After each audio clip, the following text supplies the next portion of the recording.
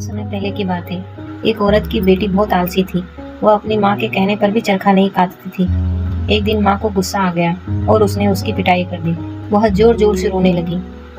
उसी तरफ से रानी कहीं जा रही थी। उसने उस औरत से पूछा कि उनकी बेटी क्यों रो रही है। यह सुनकर वह औरत डर गई। उसने सोचा कि कहीं रानी उसे जेल में न डाल दे। उसने झूठ बोला, मेरी बेटी बहुत अच्छा सूत काटती है, लेकिन हम इतने गरीब हैं कि इसे चरखा और कपास खरीद कर नहीं दे सकते। इसी वजह से वो रो रही है। रानी उस लड़की को अपने साथ महल में ले गई और बोली, मैं इसे चरखा काटने का सारा सामान दूंगी, फिर यह अपना शौक पूरा कर लेगी।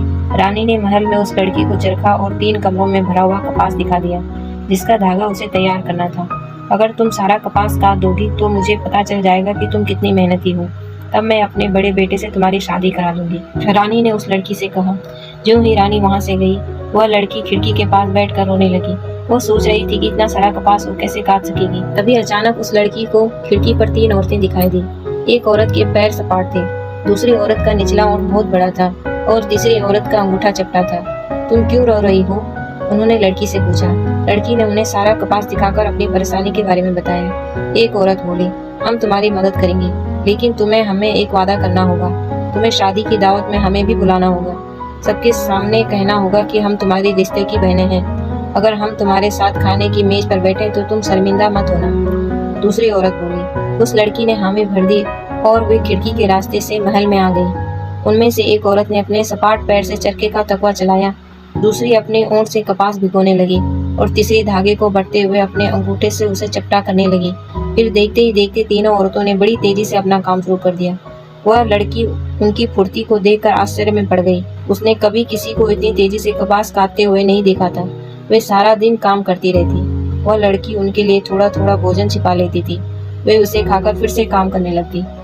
जब रानी उधर आती तो तीनों छिप जाती। कुछ ही सप्ताह में तीनों कमरों में भरे कपास का बढ़िया धागा तैयार हो गया। तीनों औरतें बाहर चली गईं। उन्होंने जाते समय उस लड़की को अपना वादा याद दिलाया। रानी को वह मेहनती लड़की बहुत अच्छी लगी। उसका बेटा भी उस लड़की को चाहने लगा। अतः बड़ी धूमधाम से शादी की तैयारियां होने लगी। लड़की ने राजकुमार से पूछा, क्या मैं अपने रिश्ते की 3 बहनों को बुला सकती हूँ?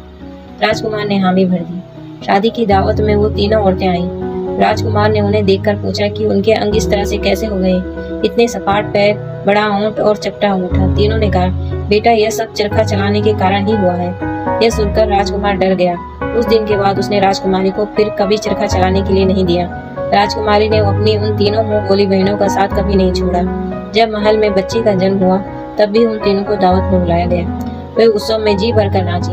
जब वे आपस में अपने घर जाने लगी तो राजकुमार और राजकुमारी ने उन्हें बहुत से उपहारों के साथ विदा किया।